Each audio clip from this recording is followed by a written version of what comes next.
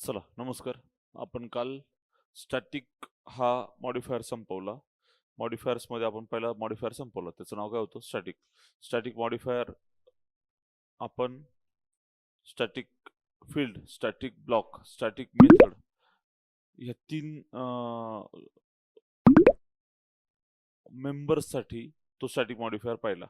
आता static inner क्लाससाठी तो चालतो, पण इनर क्लास नावाची जी कन्सेप्ट आहे ती आपल्याला पुढे बघायचीच आहे. त्याच्यात आपण स्टॅटिक, नॉन स्टॅटिक जे काही असतील इनर ब्लॉक, 4 इनर ब्लॉक आहेत सगळे.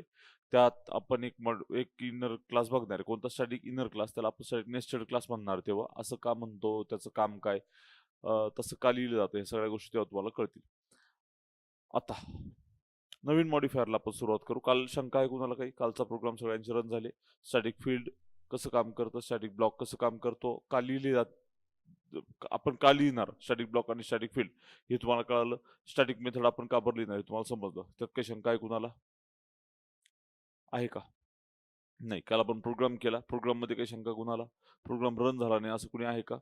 जावाचा प्रोग्राम अजूनही रन करता येत नाही असं कुणी असेल तर मागच्या रेकॉर्डिंग बघा. प्रोग्राम रन करता यायला पाहिजे आता. कारण याच्या पुढे आता प्रोग्राम रन करण्याचा विषय नाही पाहिजे तुमचा.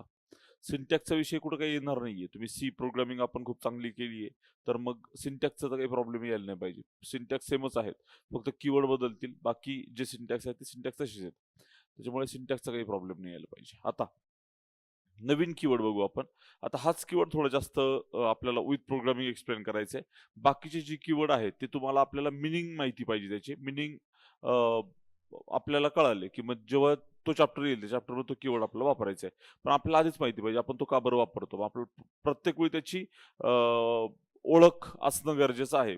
कोणत्या ना कोणत्या कन्सेप्टमध्ये कुठेतरी सिंक्रोनाइज कीवर्ड येईल, कुठेतरी नेटिव्ह कीवर्ड येईल. मग ते जे कीवर्ड आहे ते तुम्हाला माहिती असणं गरजेचं आहे. म्हणून मी त्यात तुमचे सगळेच मॉडिफायर घेणार आहे. पण त्यात आता हा जो आहे याच्यानंतरचा हा विथ प्रोग्रामिंग आपल्याला काय करायचं आहे, बघायचं आहे. त्यानंतरचे प्रोग्रामिंगसह बघण्याची गरज नाही. अर्थ माहिती असणं गरजेचं आहे. प्रोग्रामिंग त्या त्या चॅप्टरमध्ये त्याची होईल. ठीक आहे. मग आता पुढचा मॉडिफायरचं नाव काय? पुढच्या मॉडिफायरचं नाव आहे फायनल. काय नाव आहे? फायनल. आता फायनल मॉडिफायर कशा-कशा सोबत वापरता? आधी ते क्लिअर करू आपण. तुम्ही ते लिहून घेता ना, म्हणजे घरी जाऊन लिहिता ना तुम्ही स्टॅटिक आउटर क्लास सोबत चालत नाही. स्टॅटिक इनर क्लास सोबत चालतो. स्टॅटिक मेथड सोबत चालतो. स्टॅटिक लोकल व्हेरिएबल सोबत चालत नाही. स्टॅटिक ग्लोबल व्हेरिएबल सोबत चालत नाही. स्टॅटिक फील्ड सोबत चालतो. स्टॅटिक ब्लॉक असू शकतो. हे तुम्ही लिहिले सगळ्यांनी. आता फायनलचं मी तसंच सांगणार आहे. फायनल क्लास असतो. फायनल मेथड असते. फायनल फील्ड असतं. फायनल लोकल व्हेरिएबल असतो. ठीक आहे. फायनल तुम्ही कोणताही क्लास करू शकता. आउटर काय, इनर काय, काही प्रॉब्लेम नाही. कोणताही क्लास तुम्ही काय काय करू शकता, फायनल करू शकता. कोणत्याही मेथडला तुम्ही फायनल करू शकता. कोणत्याही फील्डला तुम्ही फायनल करू शकता. कोणत्याही लोकल व्हेरिएबलला तुम्ही फायनल करू शकता. ग्लोबल व्हेरिएबल जावात नाहीच आहे. म्हणून ग्लोबल व्हेरिएबल काय करता येणार नाही, फायनल करता येणार नाही. ठीक आहे. कन्स्ट्रक्टर नावाची कन्सेप्ट आपण अजून शिकलो नाही म्हणून ते सांगण्यात मला काही तथ्य वाटत नाही. नाहीतर मग तुमचा कन्स्ट्रक्टर आणि काय म्हणतो आपण त्याला, स्टॅटिक हे कन्स्ट्रक्टर सोबत चालतील की नाही चालतील हे अजून आपल्याला बघायचं पण ते आपण कन्स्ट्रक्टरमध्ये ते वेगवेगळे सेपरेट स्टेटमेंट बघणार आहे. स्टॅटिक चालत असेल तर का चालतं, नाही चालत तर का नाही चालत, फायनल चालतं का चालतं, नाही चालत तर का नाही, ते कन्स्ट्रक्टरमध्ये बघू आपण. पण आता तुम्हाला क्लास किंवा जावाच्या प्रोग्राममध्ये काय काय तुम्ही घेऊ शकता याची कल्पना आहे. तेवढ्या गोष्टींवरच आपण विचार करतोय. जर आपण क्लास घेऊ शकतो तर क्लास फायनल केलेलं चालेल का? आपण मेथड घेऊ शकतो, मेथड फायनल केली चालेल का? आपण काय घेतो, फील्ड घेतो तर फील्ड फायनल केलं चालेल का? बरोबर आहे. आणि फंक्शनच्या मेथडच्या आत असणारा व्हेरिएबल त्याला आपण लोकल व्हेरिएबल म्हणतो. लोकल व्हेरिएबलला फायनल केलं चालेल का? तर ह्या सगळ्यांना फायनल केलेलं चालतं. ग्लोबल व्हेरिएबल जावात चालतच नाही म्हणून ग्लोबल व्हेरिएबलला फायनल करण्याचा काही प्रश्नच येत नाही. बरोबर आहे का? पण आता फायनल कीवर्डचा अर्थ काय होतो? केलेलं तर चालतं, पण अर्थ होतो काय? प्रत्येक कॉन्टेक्स्टमध्ये त्याचा अर्थ वेगळा आहे. प्रत्येक कॉन्टेक्स्ट म्हणजे काय? जर तुम्ही व्हेरिएबलच्या केसमध्ये पाहिला तर त्याचा अर्थ वेगळा आहे. मेथडच्या केसमध्ये पाहिलं तर अर्थ वेगळा आहे. क्लासच्या केसमध्ये पाहिलं तर अर्थ वेगळा आहे. स्टॅटिकचं तेच होतं ना. फील्डच्या केसमध्ये अर्थ वेगळा, ब्लॉकच्या केसमध्ये अर्थ वेगळा आणि मेथडच्या केसमध्ये अर्थ वेगळा. पण ते एकमेकांशी जोडलेले तरी होते किमान. म्हणजे स्टॅटिक व्हेरिएबलला मेमरी क्लास लोड होताना मिळते. तर त्याला मेमरी मिळण्यासाठी ऑब्जेक्टची गरज नाही. तर त्याला वापरण्यासाठी ऑब्जेक्टची गरज नको. म्हणून मेथडला क्लासच्या नावाने कॉल करता यावं. हे जोडलेलं आहे एकमेकांशी. बरोबर आहे का? असं फायनल एकमेकांशी जोडलेलं नाहीये. फायनलचं स्वतःचं प्रत्येक गोष्टीत वेगळं एक्झिस्टन्स आहे. फायनल मेथडचं वेगळं काहीतरी बिहेवियर आहे. फायनल व्हेरिएबलचं म्हणजे फील्डचं आणि लोकल व्हेरिएबलचं वेगळं बिहेवियर आहे. असं वेगवेगळे क्लासचं वेगळं बिहेवियर आहे. ते ते काय आहे? त्यात आपल्याला समजावून घ्यायचंय. आता जावामध्ये जर तुम्हाला हार्डवेअर इंटरॅक्शन करायचं असेल तर जावा म्हणतो माझ्याकडे लायब्ररी नाहीये. जावाने काय सांगितलं, माझ्याकडे लायब्ररी नाही. हार्डवेअर इंटरॅक्शन करण्यासाठी किंवा ग्राफिक डेव्हलपमेंट करण्यासाठी मला C++ ची मदत घ्यावी लागते. कळतंय का? मग त्या लँग्वेजेसला जावाच्या नेटिव्ह लँग्वेजेस म्हणतात. कोणत्या? C आणि C++ लँग्वेजेसला. मग जर तुम्हाला नेटिव्ह ऍप्लिकेशन डेव्हलपमेंट करायची असेल तर तुम्हाला C++ चा कोड लिहिला की तुमची नेटिव्ह ऍप्लिकेशन डेव्हलपमेंट होते. मग आता इथं तुम्ही जेव्हा C++ चा कोड सोबत लिहिलात, काय सांगतात मला फायनल मधून तिकडे काय सांगायचं, हा, तर C++ च्या कोड मध्ये तुम्हाला जर एखादी गोष्ट कॉन्स्टंट करायची असेल तर तुम्ही कॉन्स्ट कीवर्ड वापरता. बरोबर आहे का? मग C आणि C++ मध्ये तो कॉन्स्टंट कीवर्ड तुम्ही जावात वापरू शकता. जेव्हा तुम्ही जावात कसे डेव्हलपमेंट करणार, नेटिव्ह डेव्हलपमेंट करणार, म्हणजे कोणाची C आणि C++ ची डेव्हलपमेंट करणार, तेव्हा तुम्ही कॉन्स्ट कीवर्ड C++ मध्ये गोष्टी कॉन्स्टंट करण्यासाठी वापरणार. बरोबर आहे का? मग जावाने सांगितलं जर मला कॉन्स्टंट करायचं असेल एखाद्या व्हेरिएबलला, तो फील्ड असो तो लोकल व्हेरिएबल असो, तर मला कॉन्स्ट कीवर्ड वापरून चालणार नाही. म्हणून जावाने स्वतःच्या 52 कीवर्ड मध्ये कॉन्स्ट कीवर्ड नाही घेतला. कळालं का? का? कारण तो कोणाचा आहे? हा, आणि तो जावात लिहिता येऊ शकतो जेव्हा कशी डेव्हलपमेंट करावी लागेल, C++ ची. बरोबर का? मग जर तो जावात लिहिला तर जावाचा कॉन्स्टंट की C++ हे कळेल का? नाही कळणार. म्हणून त्यांनी सांगितलं आम्ही कॉन्स्टंट करण्यासाठी एक वेगळा कीवर्ड आणतो, आणि जर तुम्हाला व्हेरिएबल कॉन्स्टंट करायचा असेल तर त्यांनी एक नवीन कीवर्ड आणला, आणि तो कोणता? फायनल. कळालं का? मग तुम्ही जेव्हा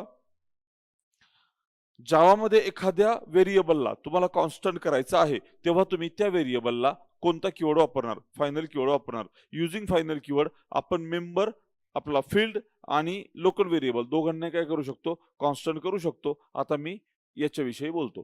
क्लास डेमो ओपन करली, याच्या आत मी एखादा व्हेरिएबल घेतला इंटिजर a आणि मला याला कॉन्स्टंट करायचे, तर C++ किंवा C काय सांगते, तर कोणता कीवर्ड ली?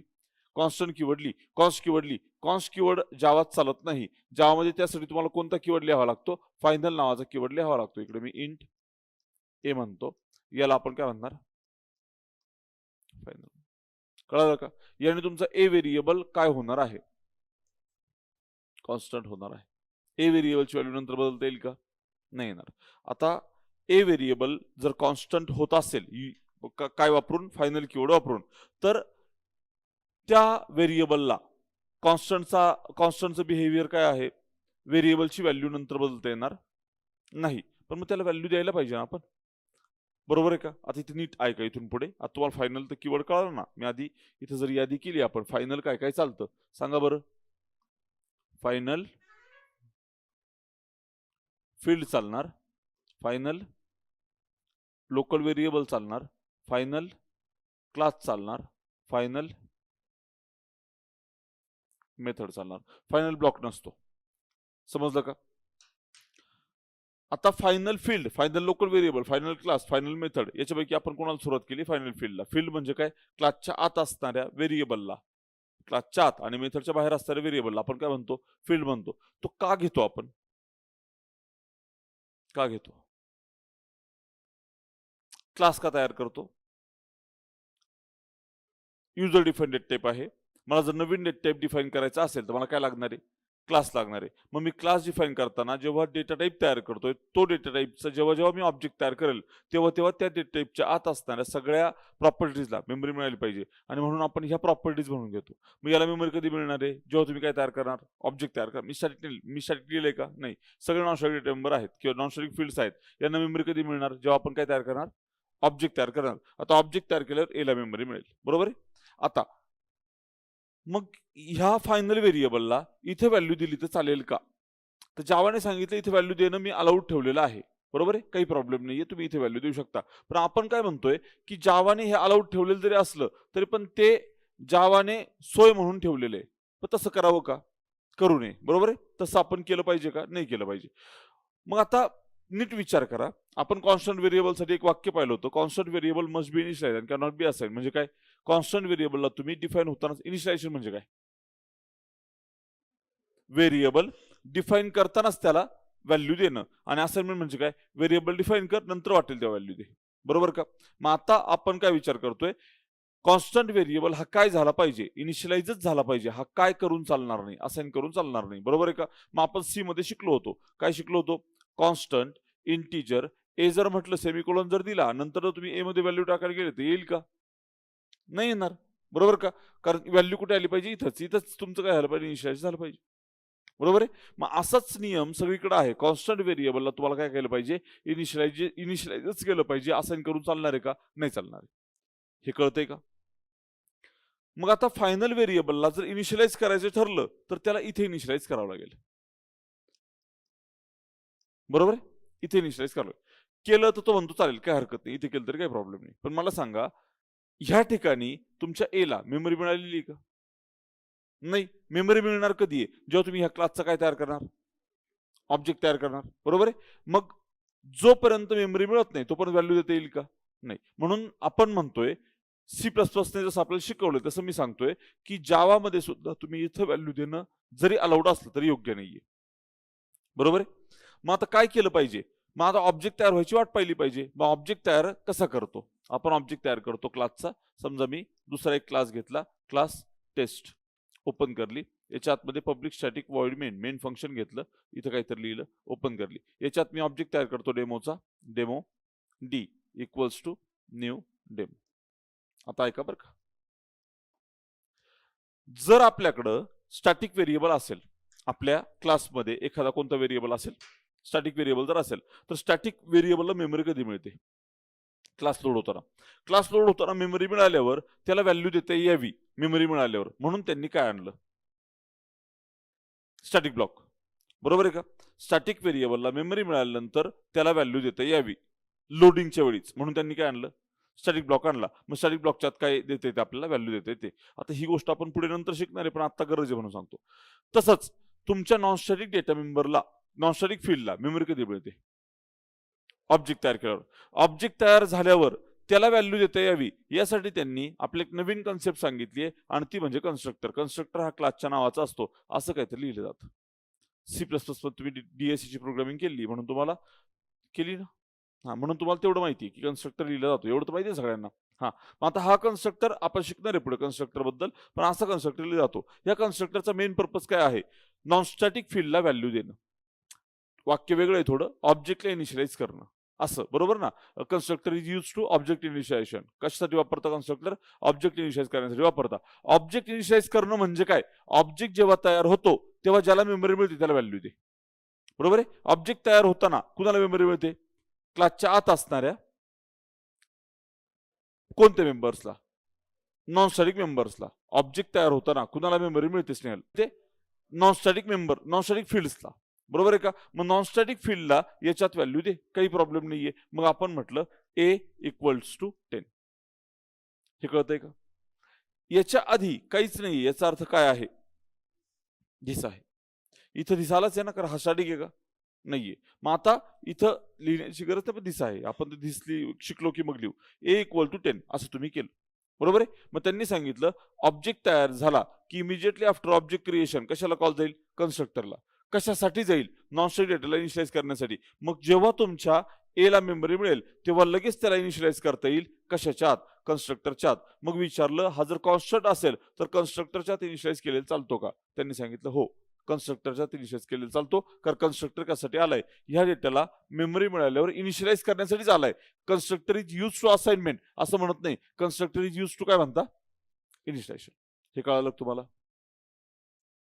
समजतंय का? Constructor is use to object initialization. हे कळतंय की तुम्हाला? म्हणजे जर तुमच्याकडे फायनल एखादा फील्ड असेल त्याला तुम्ही व्हॅल्यू कुठे देऊ शकता? कन्स्ट्रक्टरच्या आत. दुसरं ठिकाण कोणतं? इक्वल टू करून, पण ते आपण वापरत नाहीये. 2 ठिकाणं झाले, बरोबर आहे? तिसरं ठिकाण कोणतं आता? या कन्स्ट्रक्टरच्या आधी आहे ना,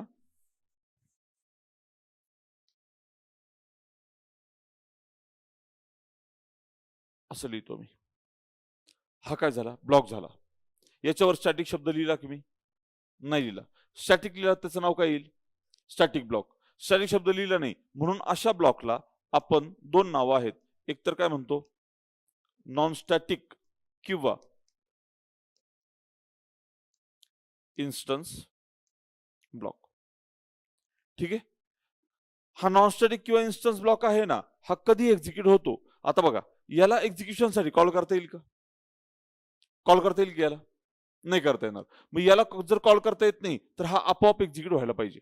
बरोबर आहे? हा आपोआप एक्झिक्यूट होण्यासाठी तुम्हाला याला कधी कॉल जाणार हे तुम्हाला ठरवता येणार नाहीये. हे कोण ठरवून दिलं? JVM ठरवून दिलंय. त्यांनी सांगितलं, जेव्हा तुझा ऑब्जेक्ट क्रिएट होईल, ऑब्जेक्ट काय होईल? ऑब्जेक्ट क्रिएशन, ऑब्जेक्ट क्रिएट होईल. त्याच्यानंतर कशाला कॉल जाईल? कन्स्ट्रक्टरला कॉल जाईल. बरोबर आहे का? आणि ह्या दोघांच्या दरम्यान कुणाला कॉल जाणार? इन्स्टन्स ब्लॉकला. हे कळतंय का?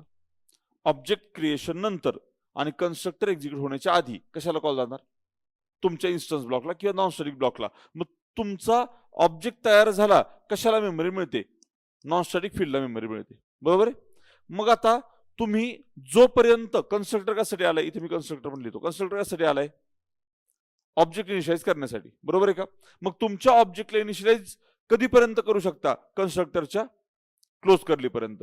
मग जोपर्यंत तुमच्या कन्स्ट्रक्टरची क्लोज कर्ली येत नाही, तोपर्यंत तुम्ही कुठेही व्हॅल्यू दिली तर ते ऑब्जेक्ट इनिशियलाइजच करताय ना. म्हणजेच नॉन स्टॅटिक फील्डला काय करताय? व्हॅल्यू देताय, इनिशियलाइजच करताय. असाइनमेंट होईल का? नाही. कन्स्ट्रक्टरची एकदा क्लोज कर्ली एक्झिक्यूट झाली की विषय संपला. आता तुझा ऑब्जेक्ट इनिशियलाइज होऊन गेला. याच्यानंतर तू ऑब्जेक्ट मध्ये जर काही चेंज करत असशील तर ती असाइनमेंट होईल, ती इनिशियलायझेशन राहणार नाही. कळालं का? हे समजतंय का रे? जेव्हा तुमचा ऑब्जेक्ट तयार होतो, तिथून पुढे तुमच्या ऑब्जेक्टच्या आत असणाऱ्या नॉन स्टॅटिक फील्डला काय मिळते? मेमरी मिळते. त्याला मेमरी मिळाल्यावर त्याला व्हॅल्यू इनिशियलाइज करण्याचा काळ कोणता आहे? याच्या क्रिएशन नंतर तर कन्स्ट्रक्टरच्या क्लोज कर्लीपर्यंत. इथपर्यंत तुम्ही काय करा? कधी व्हॅल्यू द्या. ते ऑब्जेक्ट मध्ये असणाऱ्या नॉन स्टॅटिक फील्डला तुम्ही काय करताय? इनिशियलायझेशनच करताय त्याचं. पण एकदा क्लोज कर्ली होऊन गेली की याच्यानंतर दिलेली व्हॅल्यू हे इनिशियलायझेशन राहणार नाही. हे काय राहील? असाइनमेंट राहील. हे कळालं का? मग मला सांगा, हा जर इन्स्टन्स ब्लॉक कन्स्ट्रक्टरच्या आधी येतोय, तर याच्या आत तुम्ही दिलेली ए ची व्हॅल्यू हे पण काय राहणार आहे? इनिशियलायझेशनच राहणार. कारण हा एक्झिक्यूट कधी होतो? कन्स्ट्रक्टरच्या आधी.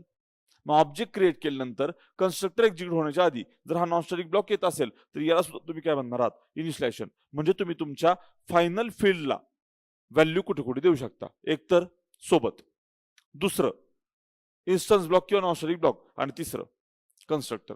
दोन्ही ठिकाणी देऊ शकता का? अरे 2-3 ठिकाणी देऊ शकता का? नाही देऊ शकत. एका ठिकाणी एकदा व्हॅल्यू दिली की परत द्यायचा प्रयत्न केला ते काय होणार? ती असाइनमेंट होणार ना. ती तुम्ही ह्या दोघांमध्ये द्या, काही प्रॉब्लेम, तरी सुद्धा काय होणार? ती असाइनमेंटच होणार. एकदा द्यायची. एक ते इथे द्या किंवा इथे द्या. म्हणजे फायनल फील्ड जर असेल तर ते फील्ड कॉन्स्टंट राहणार आहे. ते तुमचे कितीही ऑब्जेक्ट तयार झाले त्या ऑब्जेक्टमध्ये बदलणार नाही. तुम्ही नंतर बदलण्याचा प्रयत्न केला बदलणार नाही. त्याला आपण कॉन्स्टंट बिहेवियर म्हणतो ना. ते आणण्यासाठी तुम्हाला कोणता कीवर्ड दिलाय? फायनल कीवर्ड दिलाय. युजिंग फायनल कीवर्ड तुम्ही एखाद्या फील्डला फायनल करू शकता. पण फायनल जर केलं तर तो कॉन्स्टंट होईल आणि कॉन्स्टंटला व्हॅल्यू असाइन करता येत नाही. काय करावं लागते? इनिशियलाइज करावं लागते. इनिशियलाइज करण्यासाठी मेमरी मिळाली पाहिजे. म्हणजे ऑब्जेक्ट क्रिएट केल्यानंतर कन्स्ट्रक्टरच्या क्लोज कर्लीपर्यंत कधी व्हॅल्यू द्या. मग ते 3 ठिकाणं आहेत. एक म्हणजे सोबत देऊ शकता, दुसरं म्हणजे इन्स्टन्स ब्लॉकमध्ये, आणि तिसरं म्हणजे कन्स्ट्रक्टरच्या आत. हे कळाले? ऑनलाईनच्या मुलांना कळालं असेल तर एकदा 1 टाईप करा. कुणाला काही शंका असेल तर अनम्यूट करून विचारा. समज सगळ्यांना? काही शंका असेल तर विचारा. फायनल फील्डने काय होणार? तुमचा प्रत्येक ऑब्जेक्टमध्ये हा व्हेरिएबल जो आहे हा काय होणार? कॉन्स्टंट होणार. याची व्हॅल्यू तुम्हाला नंतर बदलता येणार नाही. तुम्हाला कॉन्स्टंट करायचं असेल तर तुम्ही त्याला काय करायचं? फायनल. ठीक आहे? चल पुढे. आता हा झाला फायनल फील्ड. व्हॅल्यू कुठे द्यायची कळाल तुम्हाला? नॉन स्टॅटिक ब्लॉक, कन्स्ट्रक्टर आणि सोबत. आता नॉन स्टॅटिक ब्लॉक आत्ता सांगायला पाहिजे का? तुम्हाला कुणाकुणाला कन्स्ट्रक्टर माहिती आहे तरच सांगता येईल. 1 2 3 4. बरं, कन्स्ट्रक्टरच्या वेळी परत सांगतो.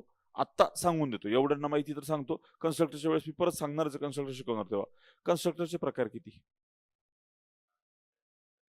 2-3 तर माहितीच आहे तुम्हाला. बरोबर ना? पॅरामीटर्स माहिती आहे, डिफॉल्ट माहिती आहे, आणि काय तुमचा तो कॉपी कन्स्ट्रक्टर माहिती आहे. बरोबर आहे? प्रत्येकाचा पर्पज सेम आहे का वेगळा आहे? वेगळा आहे.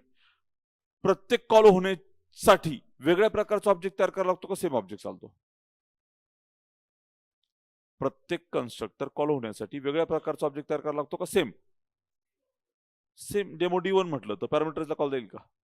नाही जमणार. काय करावं लागेल? पॅरामीटर पाठवावे लागतील.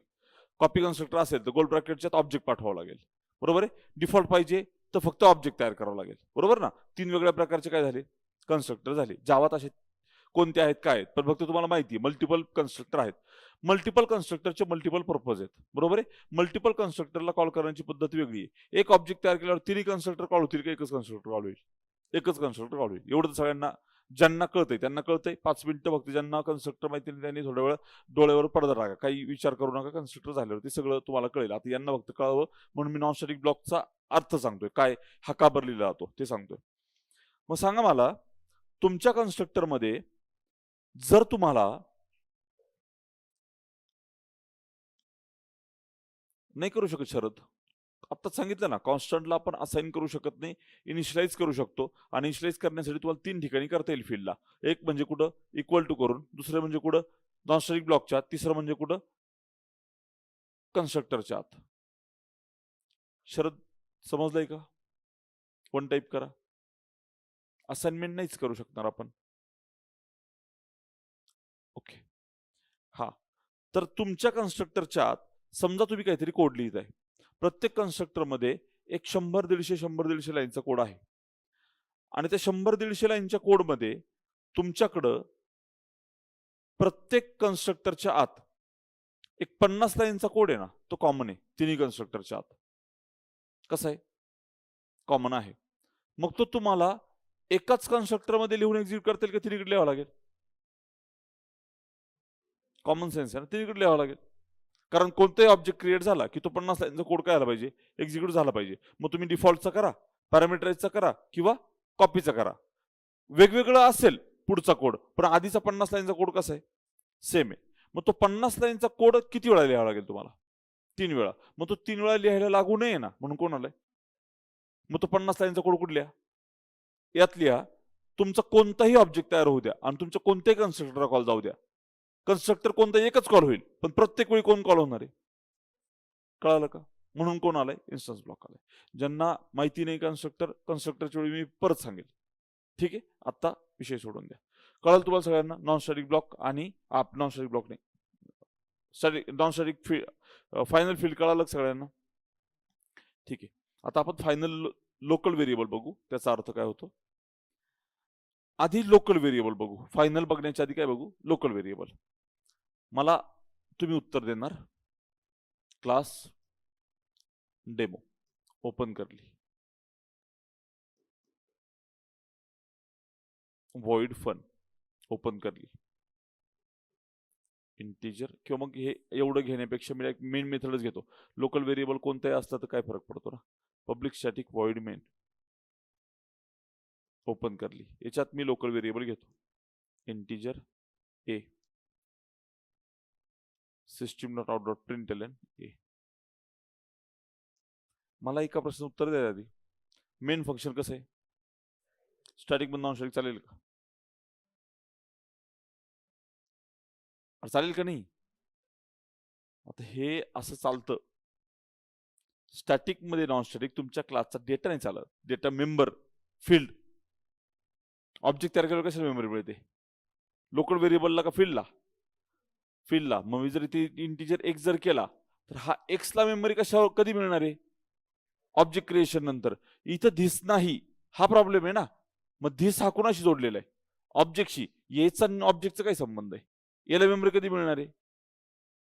फंक्शनला कॉल केल्यावर ना. त्याचा आणि तुमचा काहीच संबंध नाही. इथं स्टॅटिक आणि नॉन स्टॅटिक काहीच संबंध नाही. स्टॅटिक मध्ये नॉन स्टॅटिक तुमचे मेंबर चालणार नाहीये. हा मेंबर नाहीये. हा कोण आहे? मला वाटलंच होतं, म्हणून मी तुम्हाला म्हटलं विचारून घेऊ तुम्हाला. इथं तुम्ही डिफाईन केलंय रे, मी वापरायचं म्हणतोय. वापरतो काय आपण? मेंबर. एक्स चालेल का? नाही चालणार. डायरेक्ट नाही चालणार. का चालेल? ऑब्जेक्ट तयार करून चालेल, बरोबर आहे. पण हा ए तयार केलाय, याचा आणि तुमच्या बाहेरच्या जगाचा काही संबंध नाहीये.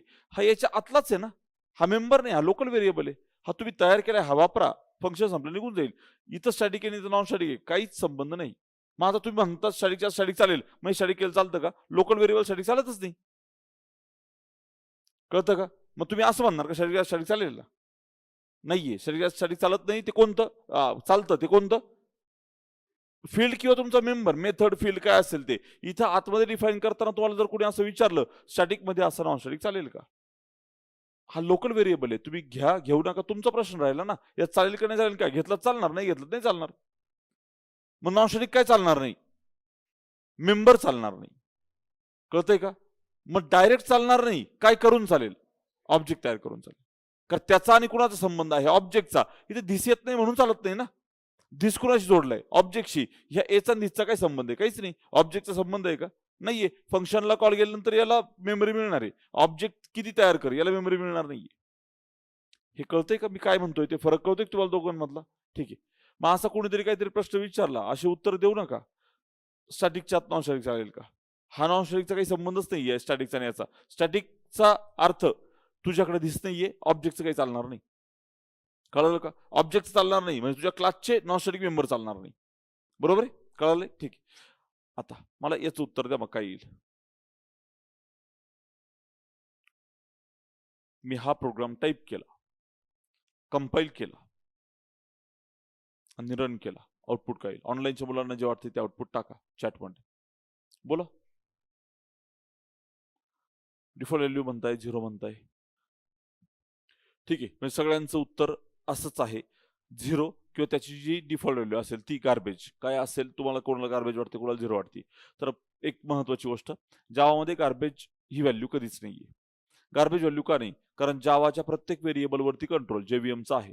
तुमच्या सीच्या व्हेरिएबलवर कंट्रोल असं कुणाचं नाहीये. बरोबर ना? म्हणून सी मध्ये तुम्हाला मिळताना डायरेक्ट डिफॉल्ट व्हॅल्यू म्हणून गार्बेज मिळू शकते. जावामध्ये येणारी प्रत्येक व्हॅल्यू 0 आउट करूनच येते. कळालं का? म्हणून तुम्हाला कोणती व्हॅल्यू मिळत नाही, गार्बेज व्हॅल्यू कधीच मिळत नाही. तुम्हाला मिळाली तर कोणती व्हॅल्यू मिळणार, डिफॉल्ट व्हॅल्यू काय जी असेल ती, मग ती ठरलेली आहे, जावाने ठरवलेली आहे तीच मिळणार तुम्हाला. अशी अनएक्सपेक्टेड कोणतीच व्हॅल्यू जावात मिळत नाही. म्हणून गार्बेजचा विषय संपला. मग 0 येणार की नाही येणार? मग आता त्यांनी सांगितलं डेटा मेंबरला मेमरी मिळताना त्याला आम्ही डिफॉल्ट व्हॅल्यू असाइन करतो. डेटा मेंबर म्हणजे कोण? फील्ड. क्लासच्या आत आणि मेथडच्या बाहेर असणाऱ्या व्हेरिएबलला आम्ही, तू जर व्हॅल्यू नाही दिली तर आम्ही काय करतो, डिफॉल्ट व्हॅल्यू इनिशियलाइज करून देतो त्याला. पण तू जेव्हा लोकल व्हेरिएबल घेतो ना, या लोकल व्हेरिएबलला व्हॅल्यू आम्ही देत नाही. म्हणजे लोकल व्हेरिएबलला कोणती व्हॅल्यू नसते, डिफॉल्ट व्हॅल्यू नसते जावामध्ये. मग त्याला विचारलं का, त्यांनी सांगितलं याला मेमरी मिळणार आहे स्टॅकवर, आणि तुला तो व्हेरिएबल वापरायचा आहे की नाही वापरायचा हेच कळत नाही. जर तो वापरायचा असेल तर तू व्हॅल्यू दे, वापरायचं नसेल तर मग तू व्हॅल्यू जोपर्यंत देत नाही तोपर्यंत त्याला व्हॅल्यू आम्ही देणार नाही, म्हणजे त्याला मेमरी मिळणार नाही. कळालं का? जर तुला वापरायचं असेल तू काय करशील, व्हॅल्यू देशील. तू व्हॅल्यू दिली तर आम्हाला प्रॉब्लेम नाही आहे ना. पण तुला जर तो व्हेरिएबल वापरायचा नसेल तर तू जर नाही दिली तर आम्ही देणार नाही, आणि जोपर्यंत व्हॅल्यू येत नाही तोपर्यंत आम्ही त्याला काय देत नाही, मेमरीज देत नाही. कळालं का? मग आता अशा व्हेरिएबलला व्हॅल्यू येत नाही, मग मी जेव्हा त्याला प्रिंट करणार किंवा त्याला वापरणार तेव्हा काय येणार, तेव्हा त्याला येणार एरर. कळालं का? म्हणजे लोकल व्हेरिएबलला जर तू व्हॅल्यू न देता वापरलं तर त्याला काय येतो, एरर येतो. तो सांगतो a variable might not be initialized. A variable तुम्ही काय केला नाहीये, इनिशियलाइज केलेला नाहीये, तो वापरता येणार नाही कारण त्याला काय नाहीये, मेमरी नाहीये. हे कळालं का? यात फायनलचा काही संबंध आहे का? काहीच नाही. हे लोकल व्हेरिएबलचं बिहेवियर आहे जावामध्ये. ठीक आहे, एवढं कळालं. मग त्याला व्हॅल्यू द्यायची कुठं? त्यांनी सांगितलं मी असं म्हणत नाही तू इथंच दे, मी असं म्हणतोय वापरण्याच्या आधी दे. कळतंय का? मग तू इथे व्हेरिएबल डिफाईन केला, हरकत नाही, तुला एरर देणार नाही. ज्या लाईनला तू वापरशील ना, याच्या आधी समजा तू 1000 लाईनचा कोड केलाय, ह्या 1000 लाईन पैकी कुठेही दे, तो प्रॉब्लेम नाहीये. हे कळालं का? कुठेही दे, फक्त जेव्हा तू त्याची व्हॅल्यू ऍक्सेस करण्याचा प्रयत्न करशील त्याच्या आधीच्या लाईनवर का होईना काय पाहिजे, त्याला व्हॅल्यू तू दिलेली पाहिजे, म्हणजे आम्ही त्याला मेमरी देऊ. समजले? हे तुमच्या जावामध्ये असणाऱ्या नॉर्मल लोकल व्हेरिएबलचं बिहेवियर झालं. हे सगळ्यांना कळालं? हे मी तुम्हाला मुद्दाम आधी का सांगितलं, तुम्हाला असं वाटू नये फायनल मुळे असं होतंय, असं काहीच संबंध नाहीये. लोकल व्हेरिएबलचं बिहेवियर आहे. कळालं? मग याला जर तुम्ही सोबत फायनल शब्द लावला तर तो म्हणतो ह्या व्हेरिएबलला काय करायचं आहे, कॉन्स्टंट करायचं आहे. ह्या व्हेरिएबलला काय करायचंय, कॉन्स्टंट. मग कॉन्स्टंट करताना मी जर व्हॅल्यू दिली नाही तर तरी तो तीच एरर देतो जी तुम्हाला लोकल व्हेरिएबलला मिळाली. कळालं का? कधी पण वापरताना जर तुम्ही वापरला नाही आणि त्याला व्हॅल्यू देता फायनल केलं, त्याला काहीच प्रॉब्लेम नाही. का? कारण त्याने तुम्हाला काय दिलेलं नाही, मेमरी दिलीच नाहीये. तर फायनली असं तर फरक पडत नाही. याला नियम तोच आहे. फायनल जरी झाला तरी काय, कोणताही लोकल व्हेरिएबल वापरण्याच्या आधी काय झालेला पाहिजे, इनिशियलाइज झालेलाच पाहिजे. जर इनिशियलाइज झालेला नसेल तर त्याला वापरू देणार नाही मी. तो नॉर्मल असो नाही तर फायनल असो, मला फरक पडत नाही. कळालं? मग समजा तुम्ही याच्या खाली परत कोड लिहिला 1000 लाईनचा आणि नंतर तुम्ही म्हटले सिस्टम डॉट प्रिंटल ए, तर तो म्हणणार कंपाईल टाइम एरर. ए व्हेरिएबल काय केला नाही, इनिशियलाइज केलेलं नाही. मग आपण जर याच्या आधी त्याला व्हॅल्यू दिली, ए ची व्हॅल्यू 10, तर तो अलाउ करतो का? फायनलला सुद्धा तसंच अलाउ करतो तो. कळालं का? मग फायनल मध्ये आणि नॉर्मल लोकल व्हेरिएबल मध्ये फरक काय झाला? फरक आज झाला, जर हा फायनल असेल तर याच्यानंतर त्याला व्हॅल्यू बदलता येईल का? नाही. आणि नॉर्मल जर असेल तर याच्यानंतरही त्याला काय करता येईल, व्हॅल्यू बदलता येईल. समजलं का? हा होता तुमचा फायनल लोकल व्हेरिएबल. जर तुम्ही एखाद्या हे ऐका, जर तुम्ही एखाद्या लोकल व्हेरिएबलला फायनल केलं तर अशा लोकल व्हेरिएबलला त्यांनी एक नवीन कन्सेप्ट दिली आहे, ब्लँक फायनल लोकल व्हेरिएबल. कळालं का? जर तुम्ही एखाद्या लोकल व्हेरिएबलला व्हॅल्यू दिली नाही आणि त्याला काय केले, फायनल केले, त्याला काय म्हणता, ब्लँक फायनल लोकल व्हेरिएबल. हे कळालं? आणि नंतर तुम्ही त्याला व्हॅल्यू देऊ शकता. कधी? सोबत द्या, नंतर कधी द्या, वापरण्याच्या आधी द्या. पण एकदा तुम्ही फायनल व्हेरिएबलला व्हॅल्यू दिली की लोकल व्हेरिएबलची व्हॅल्यू परत काय करता येणार नाही, बदलता येणार नाही. आणि जर तो फायनल नसेल तर व्हॅल्यू दिली तर तो वापरता येईल, बदलता येईल. हे कळालं सगळ्यांना? ठीक आहे. काही शंका आहे? ऑनलाईनच्या मुलांना कळालं असेल तर वन टाईप करा एकदा सगळ्यांनी. काही शंका असेल तर विचारा. कोणत्याही लोकल व्हेरिएबलची व्हॅल्यू जर कॉन्स्टंट करायची असेल तर त्याला आपण फायनल करतो. लोकल व्हेरिएबलचं नॉर्मल बिहेवियर तुम्हाला कळालंय आणि फायनल केल्यानंतर त्याला व्हॅल्यू द्यायची कधी आणि जर दिलेली व्हॅल्यू बदलायची असेल तर बदलता येईल का, तर नाही येणार. हे सगळ्यांना कळालं असेल तर वन टाईप करा. ओके. आहे काही शंका कुणाला? नाही, ठीक आहे. आता हा झाला फायनल लोकल व्हेरिएबल. आज आपण संपवू. प्रोग्राम जर झाले तर करू. सर्व लवकर नोट्स काढा, महत्वाच्या नोट्स आहेत. जावाला एक सेपरेट वही करा. तुम्ही आता सुरुवातीला जेवढी काळजी घ्याल ना जावाची, तेवढी जावा तुम्हाला पुढे चांगले हे देईल बरं का, म्हणजे रिझल्ट खूप चांगले मिळतील तुम्हाला जावाचे. पण तुम्ही आधीपासूनच सुरुवातीपासून त्याच्यावर तसं काम केलं पाहिजे. जास्त कॉन्टेंट होतंय का? नाही. आपण निवांत चाललोय बघा. फायनल फील्ड झालं, फायनल लोकल व्हेरिएबल झाला. आज कळालं, आजच लिहून काढायचं, आजच रेकॉर्डिंग बघायची, विषय संपवायचा, प्रोग्राम करून बघायचे आणि उद्या नवीन टॉपिक नवीन. असं झालं की परत रविवारी सुट्टी राहते. रविवारी सगळ्याची एकदा वही उचकून रिव्हिजन करायची, रेकॉर्डिंग बघण्याची गरज नाही. आपण लिहिलंय, रिव्हिजन करत राहायची.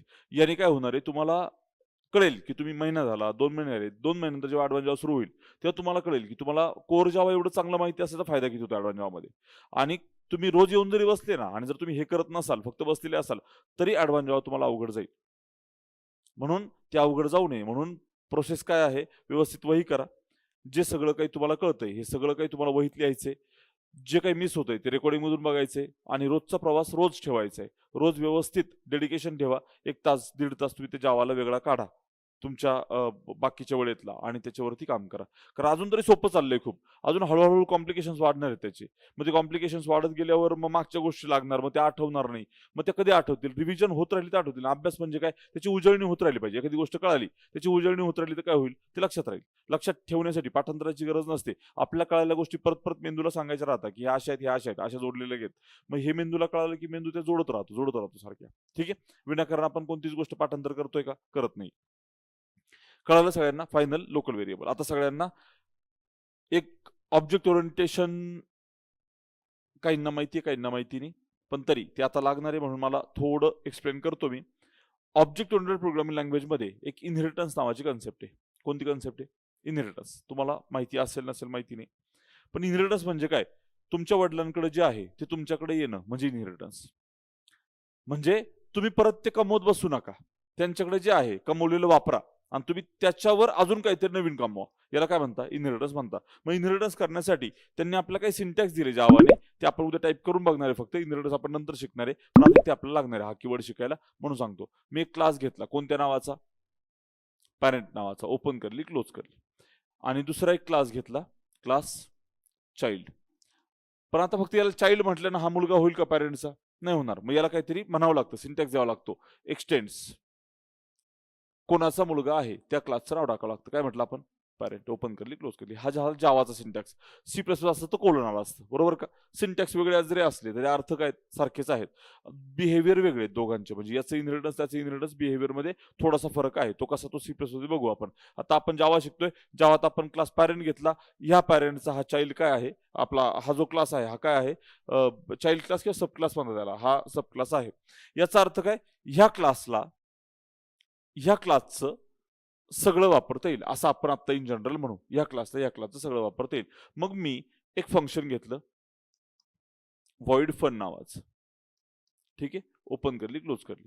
तर सांगितलं चाइल्ड क्लासला पॅरेंट क्लासचं सगळं वापरता येईल, म्हणजे हे फन फंक्शन वापरता येईल, बरोबर आहे का? पण आता आपण इन जनरल विचार करू. इन जनरल विचार कोणता?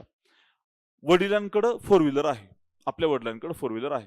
समजा ती फोर व्हीलर जुन्या काळातली अल्टो आहे, मारुती 800 आहे, ही जुन्या काळात त्यांनी घेतलेली ती फोर व्हीलर आहे.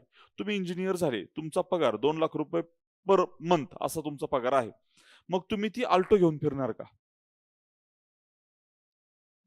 नाही तरी म्हणा, नाही तर हो तरी म्हणा. फिरणार का? नाही फिरणार, बरोबर आहे. मग तुम्ही सांगा मला, घरात फोर व्हीलर आहे की नाही? आहे. तुम्ही ती घेऊन फिरणार नाही. तुम्ही कॉलेजला तोपर्यंत फिरायची घेऊन. वापरत होते की नाही?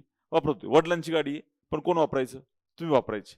पण तुम्हाला आता तुम्ही पैसे कमावते झाले आणि तुम्हाला माहिती आहे तुमच्या घरात ऑलरेडी फोर व्हीलर आहे. पण तुम्ही ती फोर व्हीलर वापरणार नाही. मग आता मी इथं असं लिहितो. वडिलांकडं काय आहे? फोर व्हीलर आहे. पण ही फोर व्हीलर तुमच्या रिक्वायरमेंट सॅटिस्फाय करते का? नाही करत, बरोबर आहे. म्हणून तुम्ही तुमची स्वतःची फोर व्हीलर घेणार.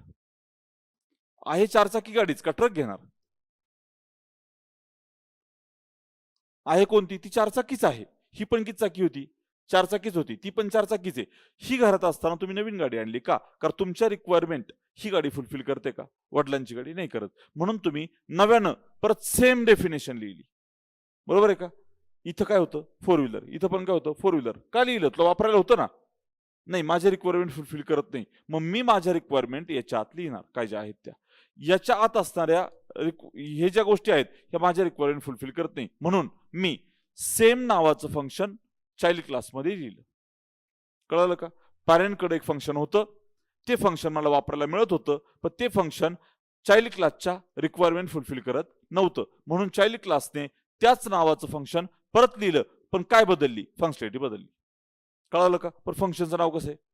सेम आहे. म्हणजे अल्टो तुमच्या काय त्या मर्सडीजच्या मागे झाकली गेली, बरोबर का? याला म्हणता, ह्या मेथडला तुम्ही इकडं काय केलं? ओव्हरराईड केलं. याला कोणती कन्सेप्ट म्हणता? ओव्हररायडिंग. आपण नंतर बघणार आहे. ओव्हररायडिंग आपलं होणारच आहे. टेक्निकली बघणार, कन्सेप्च्युअली बघणार. याला आपण काय म्हणतो? ओव्हररायडिंग म्हणतो. मग असं ओव्हररायडिंग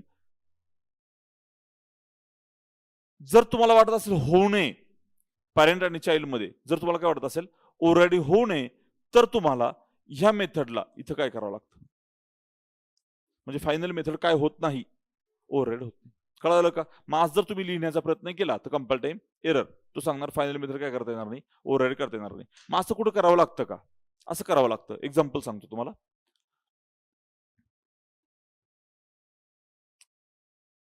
गाडी विकत घ्यायला गेले समजा तुम्ही. फोर व्हीलरचं एक्झाम्पल. फोर व्हीलर विकत घ्यायला गेले. फोर व्हीलर घ्यायला गेल्यावर कुठं होतो आपण? काय सांगायचं तुम्हाला? हा, ओव्हररायडिंग का बरं करायची नाही? असा सिनेरिओ कुठे येऊ शकतो? ओव्हररायडिंग कुठं करायची नाही ते लक्षात घ्या. म्हणजे करायची नसते असं कुठं असतं? फोर व्हीलर तुम्ही विकत घ्यायला गेले, बरोबर आहे? तुम्हाला दोन कॉस्ट मिळतात. एक शोरूम कॉस्ट मिळते. गेले तुम्ही कधी? एक शोरूम कॉस्ट राहते. शोरूम म्हणजे कंपनीच्या गाडीची किंमत काय, त्यात निगोशिएशन अजिबात नसतं, बरोबर आहे? आणि एक राहतं ऑन रोड प्राइस, म्हणजे तुम्हाला रस्त्यावर गाडी, तुम्ही घरी गाडी किती रुपयात घेऊन जाऊ शकता, ती कोणती प्राइस आहे? On road price. आता यात आहे ना दोन कॅल्क्युलेशन आहेत. समजा मी असं म्हटलं, कंपनीनं सांगितलं की शोरूम कॉस्ट कॅल्क्युलेशन असं असं आमचं होतंय, बरोबर आहे? मग ते फंक्शन कंपनीने त्यांच्या क्लासमध्ये लिहून ठेवलं, शोरूम प्राइस कॅल्क्युलेशन, बरोबर आहे? आणि हा क्लास आहे त्यांच्या कशाचा? नाही नाही नाही. हा क्लास कंपनीचा. समजा टाटा कंपनी आहे, हा क्लास कोणाचा? टाटाचा. आणि हा क्लास आहे त्यांच्या शोरूमचा. कळालं का? मग शोरूम प्राइस कॅल्क्युलेशन कोणी करून ठेवलं? कंपनी करून ठेवलं. त्यात चेंजेस यांना करता येतील का? शोरूमला नाही. मग जर समजा इथं मेथड ओव्हररायडिंगला जर अलाउड केलं, तर याच्या आतमध्ये ते काय करतील? चेंजेस करतील. पण ऑब्जेक्ट कंपनीचा, कंपनीतून गाडी घेता येते का? नाही. का गाडी कुठून घ्यायची? शोरूम मधून. म्हणजे ऑब्जेक्ट कोणाचा असणार आहे? शोरूमचा. मग शोरूमच्या ऑब्जेक्टने जर फंक्शनला कॉल केलं शोरूम प्राइस कॅल्क्युलेशनच्या, तर कुणाचं फंक्शन कॉल होईल? यांचं होईल. मग यांचं फंक्शन जर एक्झिक्यूट झालं आणि जर यांनी चेंजेस केले असेल चालतील का? नाही. म्हणजे त्या फंक्शनला तुम्हाला इथं काय करावं लागेल? त्या मेथडला फायनल. कळालं का? ओव्हरराईड होऊ द्यायचंय का? नाही. पण त्याच ठिकाणी जर समजा सर्व्हिसिंग कॉस्ट फाइंड आउट करायची आहे. कोणती कॉस्ट? Servicing cost. याने फंक्शन लिहिलं सर्व्हिसिंग कॉस्ट. पण मला सांगा सर्व्हिसिंग कॉस्ट जी संगमनेरमध्ये असेल तीच मुंबईला असेल का? मॅनपॉवर समजा इथं 20,000 घेतो, तर 50,000 घेतो मेकॅनिक. बरोबर आहे का? मग त्या दोघांमध्ये काय असेल? फरक असेल ना. मग इथे शोरूम प्राइस कॅल्क्युलेशन आपलं काय ते सर्व्हिसिंग कॉस्ट कॅल्क्युलेशन जे आहे ते तुम्ही फायनल करणार का? याला म्हणणार तू मी इथं काहीच लिहित नाही, तू इथं काय कर ओव्हरराईड कर आणि तुझी तू कॉस्ट काढ. शोरूम जर मुंबईत असेल त्यांनी त्याची कॉस्ट काढायची, संगमनेर त्यांनी त्याची कॉस्ट काढायची. कळालं का? म्हणजे कोणत्या मेथडला ओव्हरराईड करणं गरजेचं आहे आणि कोणत्या मेथडला ओव्हरराईड करूच द्यायचं नाहीये हे तुम्हाला ठरवता आलं पाहिजे. आणि ते ठरवल्यावर ज्या मेथडला तुम्हाला ओव्हरराईड करूच द्यायचं नाहीये त्या मेथडला तुम्ही काय करणार? फायनल. मग तुम्ही असं जर ओव्हररायडिंग जर केलं परत त्याच नावाची मेथड जर चाइल्ड क्लास मध्ये जर लिहिली तर त्याला तो एरर देतो. तो सांगतो फायनल मेथडला काय करता येत नाही? ओव्हरराईड करता येत नाही. कळालं का? Final field constant, final local variable constant, final method काय करता येत नाही? ओव्हरराईड करता येत नाही. आता तुम्हाला आज सांगायचंय फायनल तुमच्या क्लासमध्ये असणाऱ्या कोणत्याच मेथडला तुम्हाला ओव्हरराईड होऊ द्यायचं नाहीये आणि याचं चाइल्ड तयार म्हणजे थोडक्यात तुम्हाला काय थांबवायचंय? इनहेरिटन्स थांबवायचं आहे असं आपण म्हणू. मला माझ्या ह्या क्लासपासून प्रत्येकाने माझ्या क्लासचा ऑब्जेक्ट तयार करूनच काय केलं पाहिजे? याचे मेंबर ऍक्सेस केले पाहिजे. कुणालाच काय करता नाही आलं पाहिजे? इनहेरिटन्स करता नाही आलं पाहिजे. यासाठी तुम्ही तुमच्या क्लासला काय करणार? फायनल केलं की तुमचं एक्सटेंड्स करून तुम्ही तुमच्या क्लासला काय करू शकत नाही? इनहेरिट करू शकत नाही. कोणत्याही क्लासचं जर तुम्हाला इनहेरिटन्स थांबवायचं असेल तर तुम्ही त्या क्लासला काय करणार आहात? फायनल क्लास करणार आहात. फायनल क्लास इनहेरिटन्स होऊ देत नाही, फायनल मेथड ओव्हररायडिंग होऊ देत नाही, फायनल फील्ड आणि फायनल लोकल व्हेरिएबल व्हॅल्यू बदलू देत नाही. कळालं का? ह्या 4 गोष्टी काय तुम्ही करू शकता? फायनल करू शकता. फायनल क्लास सगळ्यांना कळाला, फायनल मेथड कळाली, फायनल फील्ड कळाला आणि फायनल लोकल व्हेरिएबल कळाला. समजलं सगळ्यांना? ठीक आहे. याची प्रोग्रामिंग बाकी आहे. याची प्रोग्रामिंग आपण उद्या घेऊ. आता कुणाला काही शंका असेल तर विचारा.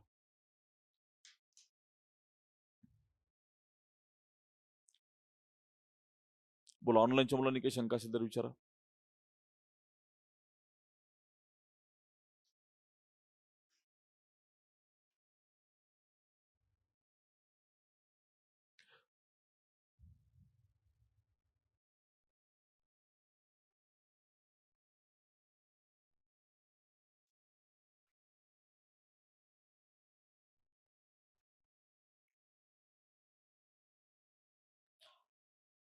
हा फायनल नसेल तर आपण व्हॅल्यू बदलूच शकतो ना.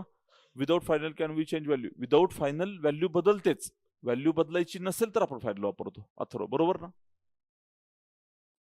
विदाउट फायनल फायनल नाही तर व्हॅल्यू सगळ्या व्हेरिएबलच्या बदलणारच आहेत. फायनल का करतो? एखाद्याची व्हॅल्यू तुला बदलू द्यायची नसेल त्याला आपण फायनल करतो. एक प्रश्न माझा आहे तो विचारतो मी तुम्हाला. फायनल क्लास किंवा फायनल मेथड केली तर याच्या आत असणाऱ्या व्हॅल्यू बदलतील की नाही बदलणार? बदलतील. काहीच संबंध नाही फायनल क्लासचा फायनल मेथडचा आणि तुमच्या व्हेरिएबलचा. व्हेरिएबलच्या व्हॅल्यू बदलू नयेत यासाठी कोण आले? फायनल फील्ड किंवा फायनल लोकल व्हेरिएबल करा. तुमच्या मेथडला फायनल केलं त्याचं बिहेवियर वेगळं आहे. ओव्हरराईड होणार नाही. याच्यात असणाऱ्या व्हॅल्यू बदलणार नाही असं आहे का? व्हॅल्यू बदलतील. क्लासच्यात असणाऱ्या व्हॅल्यू बदलतील की नाही? बदलतील. त्या बदलू द्यायच्या नसतील तर मग त्याला काय करा? त्या व्हेरिएबलला फायनल करा. बरोबर. अथर्व समजला असेल तर 1 टाईप करा. ऑनलाईनच्या मुलांना सगळ्यांना कळालं? एकदा 1 टाईप करा बरं सगळं कळालं असेल. हा बोला. ऑनलाईनचे.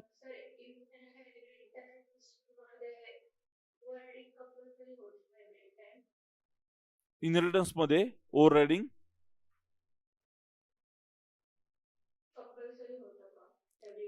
तुम्ही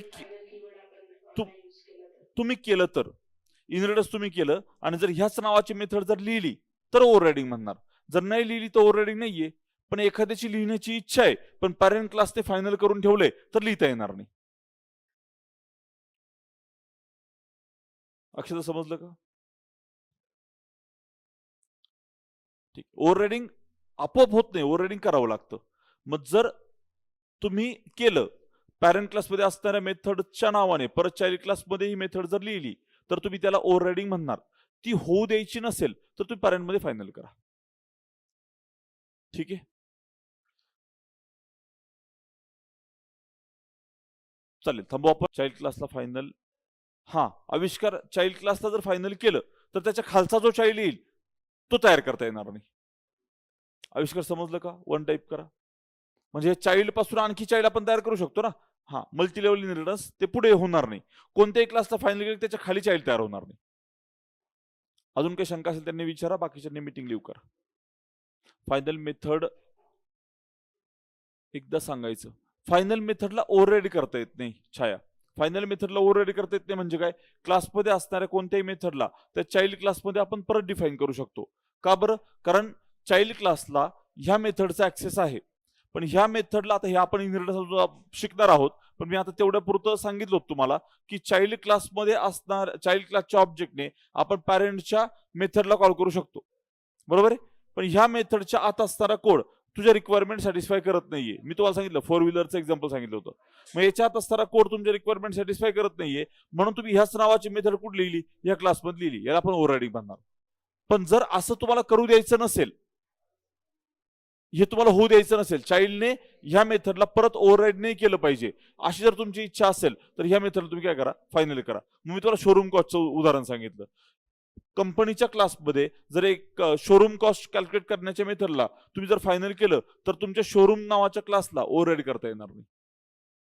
कळालं का? म्हणजे यांनी ते काम नाही केलं पाहिजे. परत नवीन कोड यांनी लिहिला पाहिजे त्या मेथडसाठी.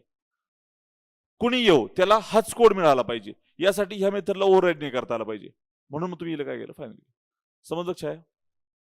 ओके, ठीक आहे. अजून काही शंका असेल तर विचारा. चला बोला.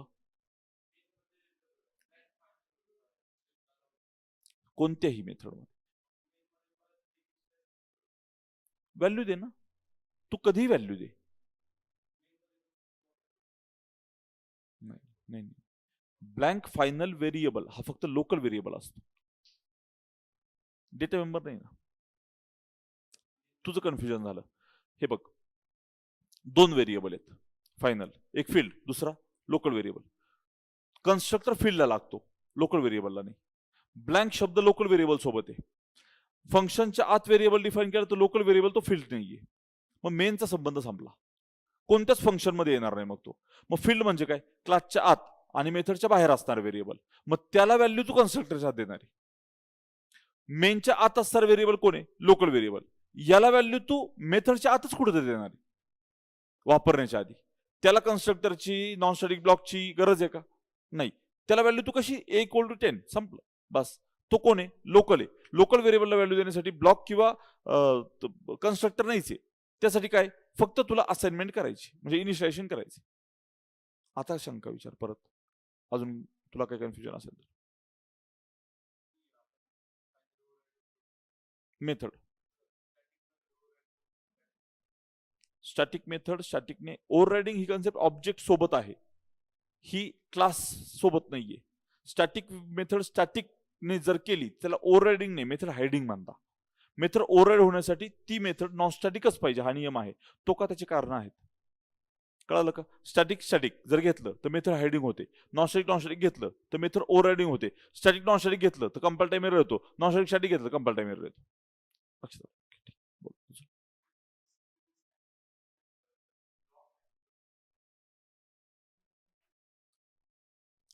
कोणत्याही प्रकारचा ऑब्जेक्ट तयार केला तर कोणत्या तरी प्रकारचा कन्स्ट्रक्टर कॉल होईल. कोणत्याही प्रकारचा ऑब्जेक्ट तयार केला तर त्या प्रकारचा एक कन्स्ट्रक्टर कॉल होईल. पण त्यातला कोणताही कन्स्ट्रक्टर कॉल होण्याच्या आधी तुझा ब्लॉक एक्झिक्यूट होणार. याचं कारण काय? कन्स्ट्रक्टर मध्ये जर काही कॉमन कोड असेल तर तो 3 वेळा लिहिण्यापेक्षा एकदाच लिहा. कुठं? त्या ब्लॉकमध्ये. म्हणजे ऑब्जेक्ट तयार झाला की तो कॉमन कोड एक्झिक्यूट होईल आणि मग पाहिजे त्या कन्स्ट्रक्टरला कॉल देईल. म्हणून सिक्वेन्स काय आहे? ऑब्जेक्ट क्रिएशन नंतर ब्लॉक, ब्लॉक नंतर ज्याच्यासाठी ऑब्जेक्ट तयार झालाय तो कन्स्ट्रक्टर. कन्स्ट्रक्टर कोणतं? एकच होईल ना. पण मग 3दा कोड लिहिण्यापेक्षा कुठे लिहा? ब्लॉक मध्ये लिहा, म्हणजे ब्लॉक प्रत्येक वेळी एक्झिक्यूट होईल. मग सिक्वेन्स काय? ऑब्जेक्ट क्रिएशन नंतर ऑब्जेक्ट क्रिएट झाला की डेटा मेंबरला मेमरी मिळणार, मेमरी मिळाली की ब्लॉक एक्झिक्यूट झाला की कन्स्ट्रक्टर. पूर्ण वेगळे आहे. हा, इकडे तसं नाही. म्हणून प्रत्येक लँग्वेजचं आहे ना स्पेशालिटी आहे. सी प्लस प्लस हे ऑब्जेक्ट ओरिएंटेड आहे, पण जावापेक्षा पूर्ण वेगळी. आपण त्याला जोडतो ना, ते थोडं चुकी, कंपॅरिझन केलं पाहिजे, पण ते एकमेकांशी जोडणं चुकीचं आहे. म्हणजे इकडं फायनल मेथड जी आहे ती वेगळं काम करते, तिकडे कॉन्स्टंट मेंबर फंक्शन जे आहे ते वेगळं काम करत. म्हणजे दोघांचा अर्थ सारखा नाही असं. ठीक आहे, ओके. कोणता? हा हा, क्लासच्या नावाने कॉल होईल ना. स्टॅटिक मेथड जर असेल तर ती चाइल्ड क्लासमध्ये हाईड होते, ओव्हरराईड नाही होत.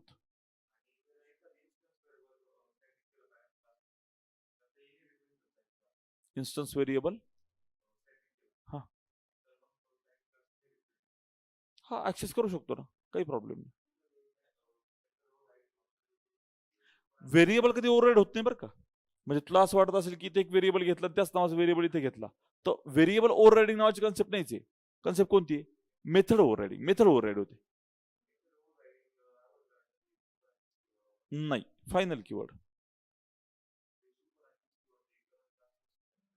हा, ते बघणारच आहे ना आपण, ते इन्स्टन्स आहेत फक्त. तुला करंट क्लासचं काही मेंबर ऍक्सेस करायचं तू दिस वापरायचा, पॅरेंट क्लासचे मेंबर ऍक्सेस करण्यासाठी सुपर वापरायचा, पण तो कधी ते पण आहे त्याचं. कोणता मेंबर? बरोबर. हा, बरोबर, वापरता येतो ना, ती पण वापरता येते. ओव्हरराईड नाही विचारत ना तू, वापरायचं विचारतोय ना. हा, वापरता येणार. समजलं का?